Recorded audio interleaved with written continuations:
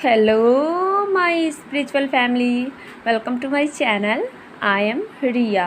तो आज की वीडियो में मैं आप लोग को बताऊंगी कि आप लोग के जर्नी में कहाँ कहाँ ब्लॉकेजेस है और आप लोग कैसे इसे हील करें और कैसे इन ब्लॉकेजेस को पहचानें।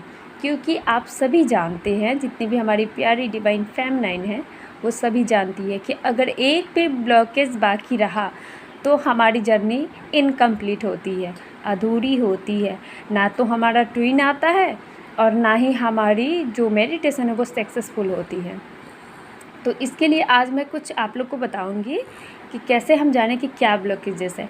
तो अगर आपके कार्मिक ज़्यादा ही आप पे हावी है, जैसे कि आपका लोगों से बनता नहीं है, ये लोग आपके घर के मेंबर भी हो सकते हैं, फैमिली मेंबर, आपके सिबलिंग्स हो सकते हैं, आपके नेबर्स में हो सकते हैं, कोई भी।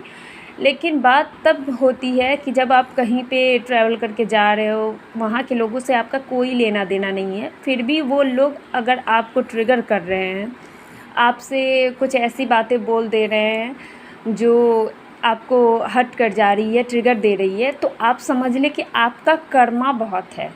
जब हमारा कर्मा बैगेजेस ज़्यादा होते हैं तो डिवाइन किसी न किसी से हमारे कर्मा को हील करवाते हैं, रिलीज़ करवाते, हील नहीं सॉरी ट्रिगर करवा के उस कर्मा की जो क्या बोलते हैं, उस कर्मा का जो भी बैगेजेस होता है उसको कम कराने में हमारी हेल्प करते हैं। तो जैसे अगर कोई इंसान से आपका बार बार लड़ाई हो रही है, बहुत बार, उससे आपका बिल्कुल बनता नहीं है, तो ये डिवाइन आपको बताना चाह रहा है कि आपके कर्मा बैगेजेस बहुत ज़्यादा है। तो आप सबसे पहले अपने कर्मास को हील कीजिए। उसके बाद क्या है कि जब आप अपने कर्मा को हील करेंगे तो आपके ट्विन के भी कर्मा ऑटोमेटिक हील होंगे। इतना आप समझ लीजिए। जिस तरह से हमारे चक्रास जुड़े हुए हैं, माना कि हमारे कर्मास जुड़े हुए नहीं है, उनका वो अलग बॉडी में आए हैं तो उनका कर्मा अलग है, लेकिन आप और आपके डीएम एक ही सोल है। तो जो आप करोगे उसका इफ़ेक्ट फुल्ली एकदम आपके डीएम पे होगा ही होगा। जिस तरह से हम लोग एनर्जी एक्सचेंज करते हैं अपने डीएम से, उसी तरह से ये जो कर्मा का जो प्रोसेस है वो भी काम करेगा। और नेक्स्ट मैं दूसरा बताती हूँ कि अगर आपके मतलब एंसेस्टर कर्ज है, यानी कि आपके जो सोल है उसमें अगर एंसेस्टर कर्ज है, यानी कि पितृदोष है, तो इसके लिए भी आपको बार बार ड्रीम में आपके पितृ लोग दिखाए जाएंगे और वो भी एकदम गुस्से में दिखाए जाएंगे, या फिर कुछ गंदी चीज़ें दिखाई जाएगी बार बार ड्रीम में, कुछ वो कचरा वगैरह कचरा वगैरह, या फिर वो ये कौवे बहुत ज़्यादा दिखेंगे आपको, क्रो बहुत ज़्यादा दिखेंगी आपको। तो ये सारी चीज़ें बताती है कि आपके सोल ने अभी तक पितृदोष यानी कि एंसेस्टर कर्ज को कैरी किए हुआ है, जो आपको इस जर्नी में आकर के आपको रिलीज़ करना है। यानी कि आपको अपने पितरों को मोक्ष दिलानी है। अगर आप अपने पितरों को मोक्ष नहीं दिलाओगे तो आपकी जर्नी कंप्लीट नहीं होगी। क्योंकि जो हमारे एंसेस्टर होते हैं, अगर वो स्पिरिचुअल हो तो बहुत अच्छी बात है, अगर वो स्पिरिचुअल नहीं है, दूर दूर तक उनका स्पिरिचुअलिटी से कोई लेना देना नहीं है, तो आप समझ लें कि वो आपकी इस जर्नी को कभी कंप्लीट नहीं होने देंगे जब तक आप उन्हें इस 3D से मुक्त नहीं करोगे। होता ये है कि जब बहुत सारे सोल ऐसे होते हैं जो स्पिरिचुअल नहीं होते हैं, वो जैसे मरने के बाद भी इस 3D में फंसे हुए रहते हैं, यहाँ की मोह माया में। तो मोह माया ज़रूरी नहीं कि यहाँ की वस्तुएं, जो सामान वगैरह उसका मोह माया, जो हमारे फैमिली मेम्बर होते हैं उनसे भी हमारा मोह माया होता है। तो ये जो एंसेस्टर लोग होते हैं, इनका मोह माया, जो स्पिरिचुअल लोग होते हैं वो तो अपना मोह माया त्याग देते हैं, लेकिन जो स्पिरिचुअल बिल्कुल भी नहीं होते हैं, आध्यात्मिक बिल्कुल भी नहीं होते, तो उनका मोह माया जुड़ा हुआ होता है। इसी वजह से वो इस 3D को छोड़ना नहीं चाहते हैं। मरने के बाद भी किसी न किसी रूप में वो अपने फैमिली मेम्बर के इर्द गिर्द हमेशा रहते हैं, और ख़ासकर उन लोगों के इर्द गिर्द रहते हैं जो स्पिरिचुअल होते हैं, यानी कि हम और आप, मतलब कि ट्विन सोल्स या लाइट वर्कर, कोई भी आप किसी को भी ले लें इसमें। तो ये इस वजह से उनको मुक्त कराना ज़रूरी है, क्योंकि अगर वो आपके इर्द गिर्द रहेंगे, क्योंकि वो स्पिरिचुअल सोल नहीं है, तो आपकी इस जर्नी को वो कभी कंप्लीट नहीं होने देंगे। आपकी एनर्जी को वो बहुत ज़्यादा सक करेंगे, आपके ऊपर दिमाग अटैक भी बहुत ज़्यादा आएंगी, जैसे आप कहीं जा रहे हो, आपको डर लग रहा है, या रात के अंधेरे में भी आपको डर लग रहा है, तो जब हम ट्विन फ्लेम अपने आप को जब हीलिंग के प्रोसेस में लाते हैं, जब इनर वर्क करना शुरू करते हैं, तो ये डर वर्ड ये सब निकल जाती है, ख़त्म हो जाती है। लेकिन अगर आपके अंदर से ये सब नहीं ख़त्म हुआ है, तो आप समझ जाइए कि आपके एंसेस्टर कर्ज है, कुछ न कुछ आपके अंदर अभी तक बाकी है। और इसी तरह से ब्लॉकेजेस है, जैसे कि देखिए, हम उसके बाद बात हुआ एक्सपेक्टेशन का, उम्मीदों का।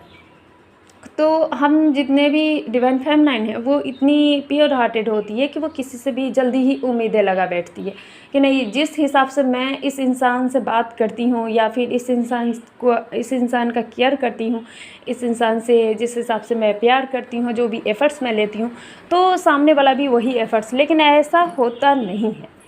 सामने वाला यही एफ़र्ट्स ले, हमारे लिए ऐसा होता बिल्कुल नहीं है, क्योंकि डिवाइन हमें यही सिखाना चाहते हैं कि आपको करना सब कुछ है, बस उम्मीदें किसी से नहीं रखना है। तो यही चीज़ हमें सीखनी होती है। अभी कितनी सारी डिवाइन फेमिनाइन ऐसी है इस जर्नी में, जिनको पता ही नहीं कि ब्लॉकेजेस कहाँ हैं, क्या है। उनको इस तरह से एकदम तोड़ तोड़ के समझाओ कि आपके साथ ये हो रहा है तो ये ब्लॉकेजेस है, आपके साथ ये हो रहा है तो ये ब्लॉकेजेस है। तो आपको मैंने अभी 3 चीज़ें बताई हैं, 3 चीज़ें बताई हैं, एक उम्मीदों का, और एक एंसेस्टर कर्ज का, दूसरा कि मैं सॉरी इसका कर्मा का। ये 3 चीज़ें मैंने बताई है। अगर इससे भी अधिक आपके साथ कुछ और भी होता है, तो आप समझ लें कि आपकी जर्नी में ब्लॉकेजेस अभी बाकी है, और यही वजह है कि आपके डीएम अभी आपसे कांटेक्ट नहीं कर रहे हैं। आप सभी डिवाइन फेमिनाइन जानते हैं कि जब तक हम पूरे अपने आप को 90% हील ना कर ले, तब तक हमारे डिवाइन मस्कुलाइन बिल्कुल भी हमसे मिलते नहीं हैं। इतना मतलब इस तरह का नो कांटेक्ट जोन होता है कि मानो कभी ख़त्म ही नहीं होगा। ये बहुत सारी डिवाइन फेमिनाइन के साथ होता है, एक ही के साथ नहीं। अभी मैं काउंसलिंग ले रही हूँ, बहुत ज़्यादा काउंसलिंग आ रहा है, उसमें सब यही बोलती है कि मैम मेरे डीएम मुझे ब्लॉक करके रखा है, मैम ब्लॉक करके रखा है, ये ब्लॉकेजेस को कैसे हटाएं। ये जो डीएम ने आपको ब्लॉक करके रखा है, वो यही तो बताना चाह रहा है कि मैंने तुम्हें ब्लॉक किया है, तुम अपने अंदर की जो भी ब्लॉकेजेस है उसे रिलीज़ करो, है ना। तो डीएम यही बताना चाह रहे हैं कि मैं तुम्हारे अंदर की जो भी ब्लॉकेजेस है तुम उसे रिलीज़ करो। तुम अपने अंदर की ब्लॉकेजेस रिलीज़ करोगी, ऑटोमेटिक मेरे अंदर की भी ब्लॉकेजेस रिलीज़ हो जाएंगी। क्योंकि डीएम को तो सिर्फ कार्मिक वर्ल्ड दिए गए हैं, आप लोग सभी जानते हो कि डीएम को सिर्फ अपना कर्मा ही उसको ख़त्म करने हैं। पता नहीं कितने जन्म का कितना सारा कर्मा है वो लेकर इस जन्म में आए हैं, इसका अंदाज़ा किसी को नहीं है। इसका लेखा जोखा सिर्फ हमारे डिवाइन के पास में है। तो इसीलिए डिवाइन मस्कुलाइन कुछ नहीं कर सकते, इसमें जो भी करना है सिर्फ आपको करना है। एक बात देखिए, कितनी अजीब बात है ये कि डिवाइन फेमिनाइन लोग बहुत परेशान हो जाती है, मैम हमी को क्यों मिला इनर वर्क, हम ही क्यों करें इनर वर्क, मस्कुलाइन को भी करनी चाहिए। तो मैं एक बात बता देती हूँ कि डिवाइन ने दोनों को दो रास्ते दिए हैं, और ये जो 2 रास्ते हैं ना, आगे जाके एक होते हैं, ठीक ना। तो जो पहला रास्ता है वो है स्पिरिचुअलिटी का, क्योंकि बिना स्पिरिचुअलिटी का कुछ नहीं है आपके लाइफ में, हमारे लाइफ में, किसी के भी लाइफ में। 3D के भी जो सोल है उनके लाइफ में भी उनका कोई ना कोई एक जन्म ऐसा ज़रूर होगा जो वो स्पिरिचुअल होंगे, तभी वो मोक्ष प्राप्त करेंगे, तभी उनके आत्मा का अंत होगा। इतना समझ लीजिए, जब तक कोई भी सोल पूरा स्पिरिचुअल हो के डिवाइन में मर्ज ना हो जाए, तब तक उनकी आत्मा की मुक्ति नहीं होती है। उनकी आत्मा 1000 साल 2000 साल ऐसे ही जन्म लेते रहती है, मरते रहती है, जन्म लेते रहती है, मरते रहती है। इसी वजह से तो हमें डिवाइन फेमिनाइन को दिया गया है स्पिरिचुअल वर्ल्ड, और डिवाइन मस्कुलाइन को दिया गया है कार्मिक वर्ल्ड।